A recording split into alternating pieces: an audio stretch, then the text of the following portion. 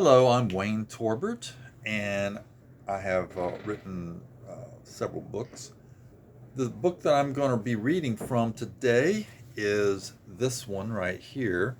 It's called The Drummer Boy of Olustee, and the story that I'm reading is one of the First World War. I always had an interest in aviation, and the story is titled The Winged Warrior. Keep going. The Winged Warrior. One sunny April day in 1915, I was walking home from school when I heard a humming noise coming from the sky. An aeroplane was sailing through the air like a majestic ship. Its engine purred as it flew high above the Miami River. That single day changed my life forever. I was awestruck. Flying fired my imagination. I heard that Glenn Curtis had a flying school over on Miami Beach, but this was the first time I had actually seen a flying machine, and I couldn't contain my excitement. To soar like a bird riding the wind, what could be grander? I was lucky enough to have a father that was a successful businessman. So that night, after supper, I sat down with my father and explained how much I wanted to become a pilot. Father could Father could see the possibilities of this new mode of transportation and was easily won over. Mother was a bit harder to convince. She was worried about the dangers of flying, but in the end, the men of the family won out. I was a senior classman at Miami High, and every Tuesday and Thursday after I walked home from school, my father and I would get into his Ford and drive to Miami Beach across the Collins Bridge. There, I would take flying lessons in a Curtiss trainer. On May 8th, the headline in the newspaper shocked all of America. The previous afternoon, a German U boat sank the Lusitania off the coast of Ireland. Over 1,100 passengers and crew drowned, 128 of them American. The news of this atrocity angered me. I was sure the U.S. Congress would declare war on Germany, and then pilots would be in great demand. That night, around the dinner table, I had an important man to man talk with my father. Father, I want to become a military aviator. Will, I'm not sure the U.S. will declare war on the Germans. There's still a lot of people who want us to stay neutral. They don't think it's any of our business to get involved with the European war. I think it's only a matter of time before we get involved, sir, I replied, and as soon as I graduate, I want to volunteer. My parents hadn't graduated from high school, so they were brimming with pride the day I walked cap and gown to receive my diploma. Over the next month, I spent nearly every day at the flying school learning everything I could about aeroplanes and flying. In late July, I made my first solo flight. Now I was a qualified pilot. While in the hangar after my solo, I mentioned to my instructor my desire to become a military pilot. Will, why don't you go up to Canada and join the Royal Flying Corps? He said. They need pilots and you'll be in the thick of things in no time. I turned 18 on August 5th. I packed my bags and took the train to Toronto, Canada. The very next day, it was the start of an amazing adventure. As soon as I arrived in Toronto, I went straight to the recruiting office. The recruiter signed me up as fast as he could when he learned I was a trained pilot. I passed my physical exam with flying colors, was issued my uniforms, and 2 days later was on a ship bound for Liverpool, England. The ship was only 3 days out of port when a storm overtook us. Waves were smashing over the bow of the ship. I got really seasick. There was a rush to the toilets by most of the passengers, including me, and between vomits, I said an earnest prayer for the safety of this ship. The storm finally broke after 24 hours of nightmarish weather. The Atlantic turned calm. The sun came out. Hallelujah. We survived. The Irish coast was a welcome sight, although I worried about the threat of a German U-boat. The sinking of Lusitania was still fresh in my mind, but nothing happened, and early the next day we pulled into Liverpool. The British Army put the group of pilot trainees in trucks and transported them to the Army Central Flying School in Wiltshire. Since I already had previous pilot training, it didn't take me long to complete the basic flight course.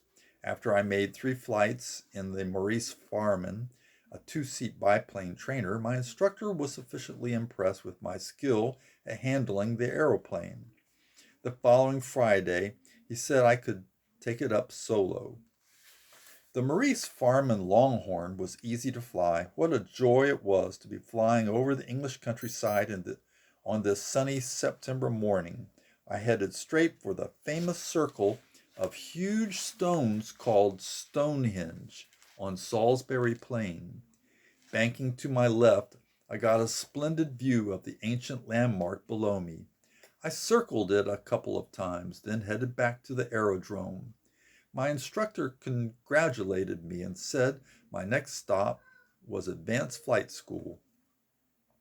Upon graduating from Central Flying School, I was commissioned Second Lieutenant William Alfred Corbett and given orders to report to Royal Flying Corps headquarters in France.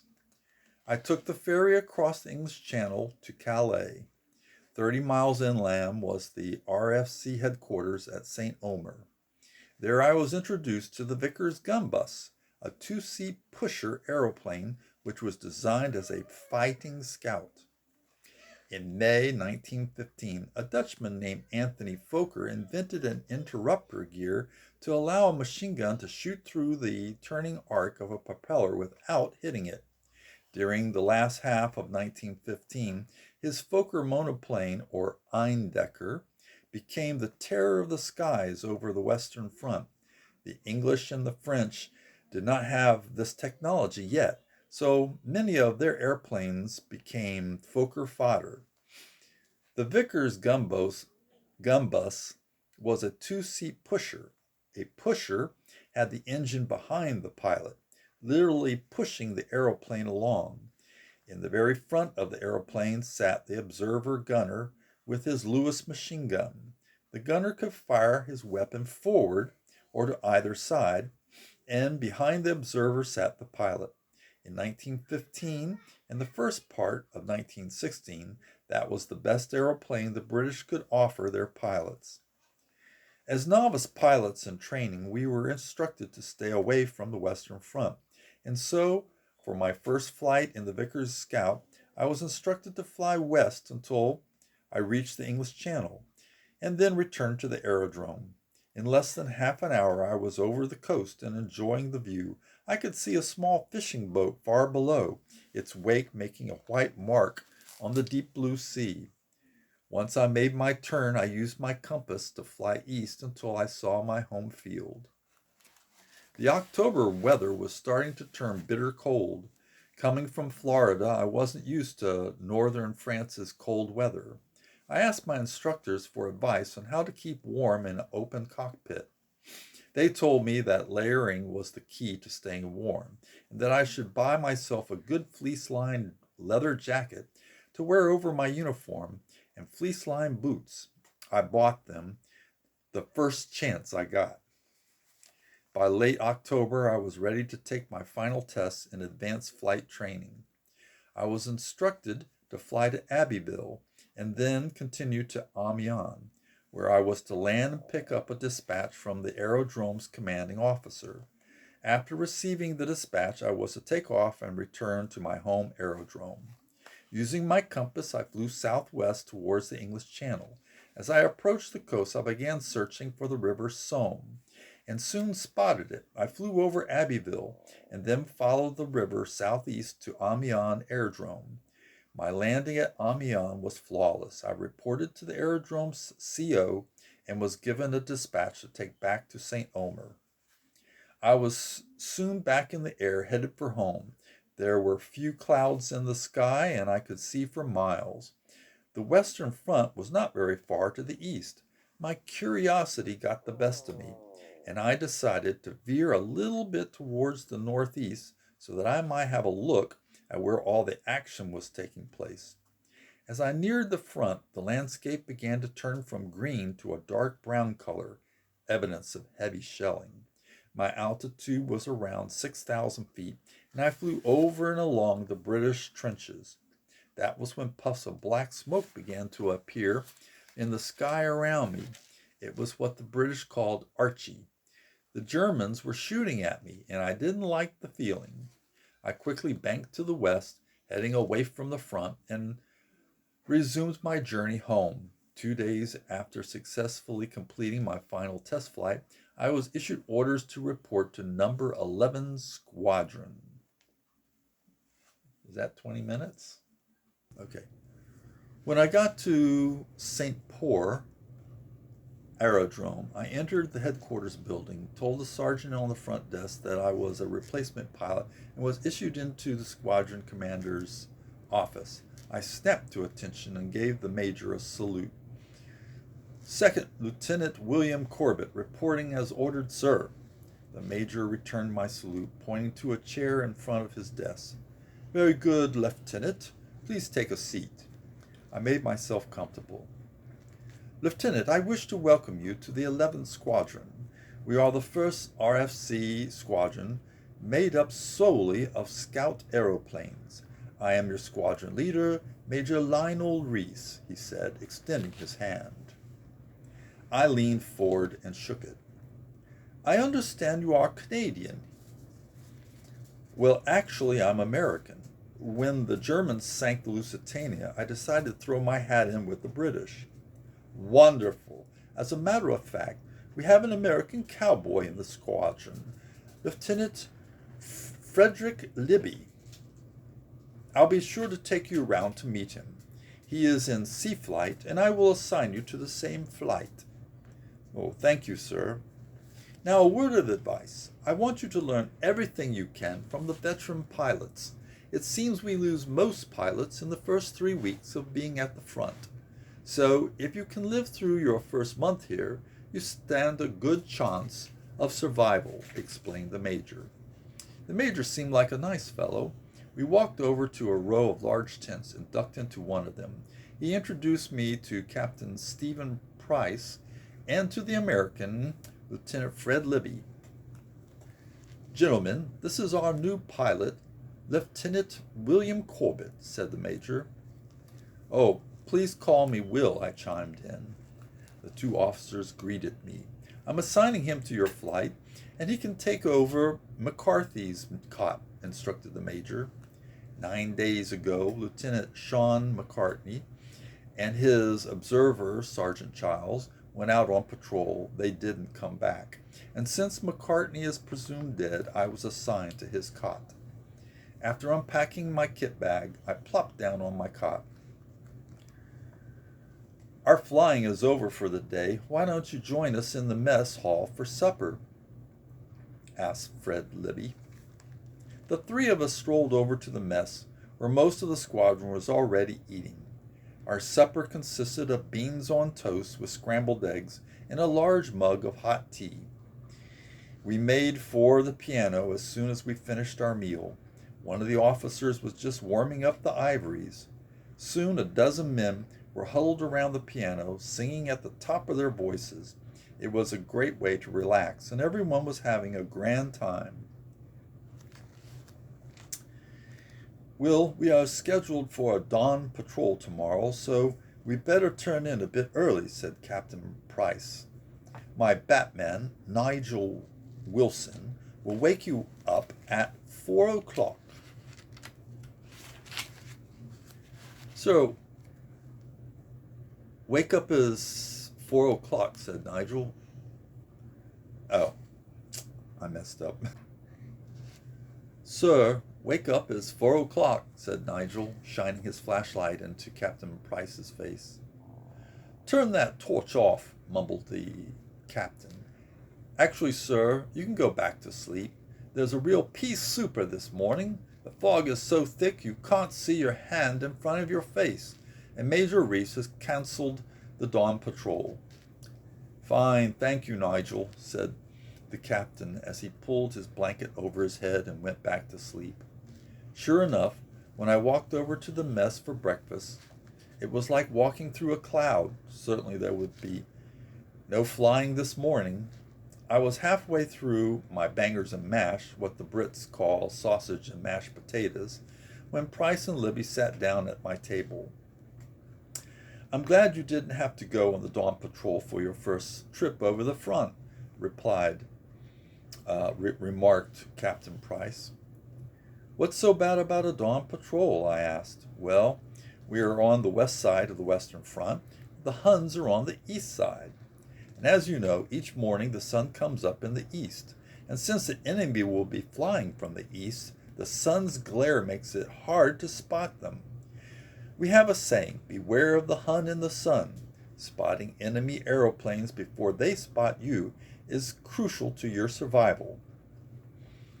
By 11 o'clock, the fog had burned off, and our HQ got a telephone call that a couple of German reconnaissance aeroplanes were up over our lines taking photos of our trenches. Our flight was asked to intercept them. Will, your observer for this flight will be Sergeant Alan Clark. He is waiting for us outside, said Captain Price as he buttoned up his flight jacket. I pulled on my pilot's helmet as I rushed out of the tent. Sergeant Clark and I ran to our machine. A mechanic swung the propeller and the rotary engine coughed to life. A pair of scouts sped down the field and leaped into the air, quickly followed by two more. Our 4 scouts headed southeast to where the Huns were last reported. By the time we reached the front, we were 8,000 feet altitude and searching the sky for enemy two-seaters. Our flight leader, Captain Price, spotted one of them about 1,000 feet below us. He signaled with his hand for Lieutenant Gilbert Insel to follow him into the attack. Meanwhile, I stayed above watching for enemy Fokkers. A little bit behind the Hun two-seater was a cloud, and Captain Price used it to keep the enemy observer from spotting him. I saw him dive down to the cloud and fly into it. A minute later, he came out in a slightly below and to the rear of the Hun airplane. He must not have spotted because the two-seater continued to fly straight. Captain Price flew to about 50 yards below and behind the Hun. I saw Lieutenant Libby open up with his machine gun, stitching a row of bullet holes in the fuselage belly. Immediately, the two-seater went into a spin, out of control. I was fascinated to watch this combat and the skill of Captain Price and his American observer, Fred Libby, to score a victory over the enemy. Then my observer, Sergeant Clark, got my attention. He pointed at a Fokker Eindecker diving on Captain Price.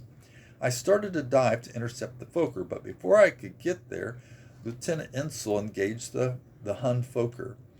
A scrappy fight ensued, but when the Fokker pilot saw that he was outnumbered, he broke off the fight and escaped east. We formed back up and flew around looking for the second reconnaissance airplane, but it was nowhere in sight. We must have scared him away. Upon landing, Sergeant Clark and I ran over to our flight leader's machine and congratulated Captain Price and Lieutenant Libby on their aerial victory. No doubt about it, Fred Libby was a sharp shooter. Thank you for watching my story. If you enjoyed If you enjoyed it, don't forget to leave a like. And I will continue reading the story next time. Bye.